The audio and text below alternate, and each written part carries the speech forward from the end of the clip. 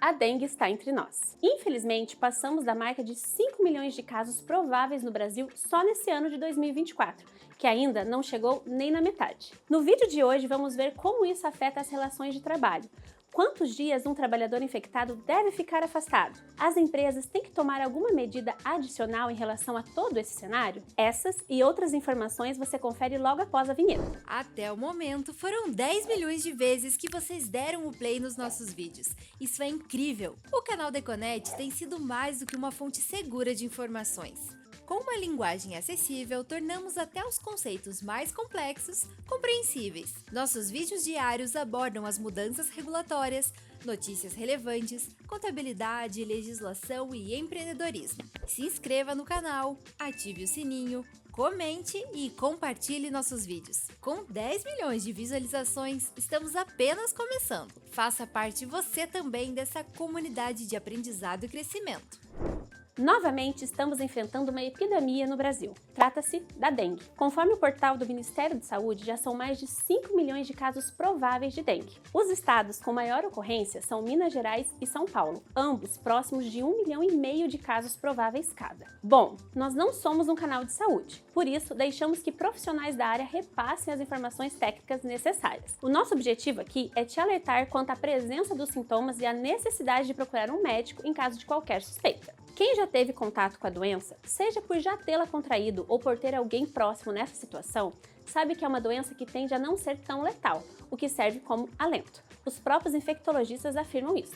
Por outro lado, quem contrai a doença provavelmente vai ter que se afastar alguns dias do trabalho. Existem sintomas muito presentes em caso de dengue, algumas pessoas sentem mais e outras menos.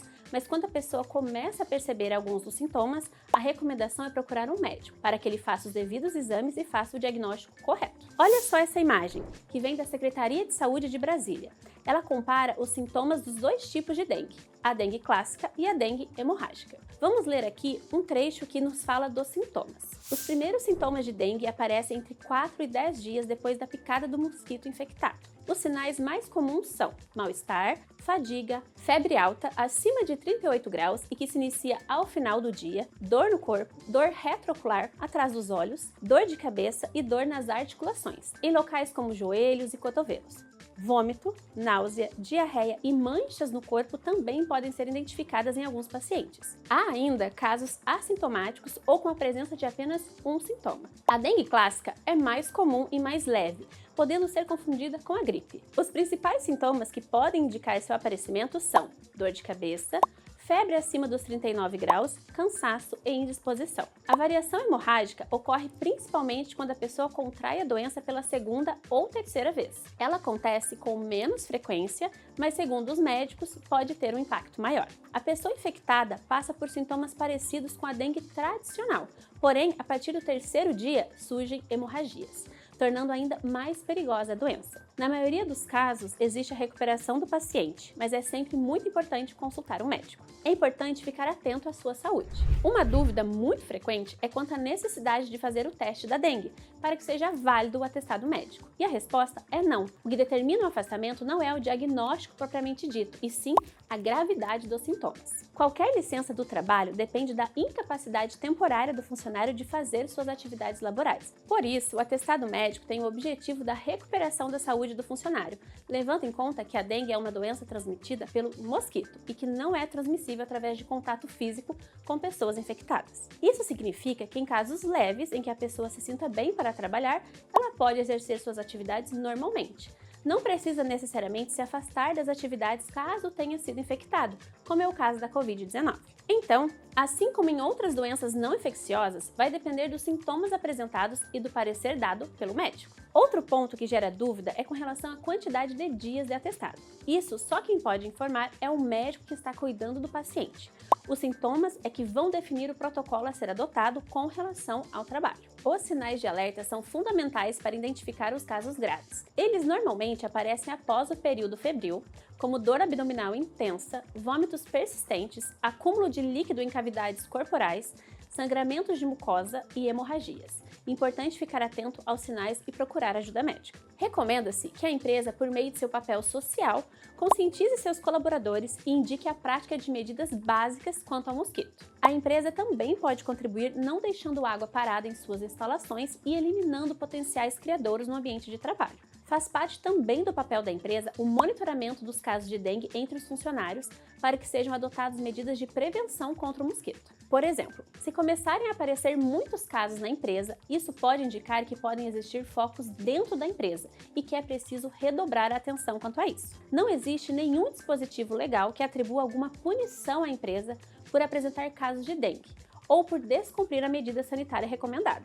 Porém, quanto à infração de medida sanitária preventiva, o Código Penal brasileiro traz o seguinte: acompanhe aí na tela comigo. Artigo 268. Infringir determinação de poder público destinada a impedir introdução ou propagação de doença contagiosa. Isso quer dizer que, se negar a receber os agentes sanitários, por exemplo, aí sim é configurada infração. Em novembro de 2023, o Ministério da Saúde atualizou a lista de doenças relacionadas ao trabalho, acrescentando 165 novas patologias, incluindo a dengue. O objetivo dessa atualização é contribuir para a estruturação de medidas de assistência e vigilância que possibilitem locais de trabalho mais seguros e saudáveis. Vou deixar o link da portaria que traz a listagem completa na descrição, para que você possa conferir a atualização. Com essa atualização, a listagem de doenças relacionadas ao trabalho aumentou, e com isso as empresas precisam ficar ainda mais atentas, levando em consideração que essas doenças trazem afastamentos do serviço, direito desses funcionários ao auxílio-doença acidentário, caso o afastamento seja superior a 15 dias, e até a chance de estabilidade de 12 meses, dependendo do caso. Pesquisando por dengue,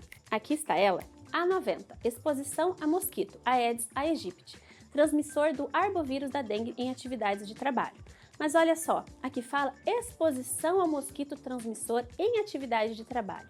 Então, entende que seriam para aquelas pessoas que trabalham diretamente combatendo a dengue, como, por exemplo, o agente comunitário de saúde que visita os locais com foco de mosquitos. Outro ponto que deve ser observado para caracterizar ou não como uma doença relacionada ao trabalho é a necessidade de uma avaliação multidisciplinar com o médico do trabalho, justamente para averiguar se o trabalho desempenhado pelo trabalhador tem relação com a doença. Ações simples como eliminar copinhos plásticos, tampas de refrigerante e sacos abertos que possam acumular água ajudam no combate à dengue. Piscinas que não estiverem em uso podem ser cobertas para evitar a proliferação dos mosquitos. Tampar os ralos é mais uma medida recomendada. Estamos todos juntos nessa missão de combater a dengue. O vídeo de hoje fica por aqui, pessoal, mas reforçamos aqui a importância dos cuidados contra a dengue. Agora, espaço aberto para você aqui nos comentários. Deixe seu comentário, ele pode ser pauta para outros vídeos aqui no canal da Econet. Não esquece de se inscrever aqui no canal e ativar as notificações, para você não perder nenhum dos conteúdos que publicamos por aqui diariamente.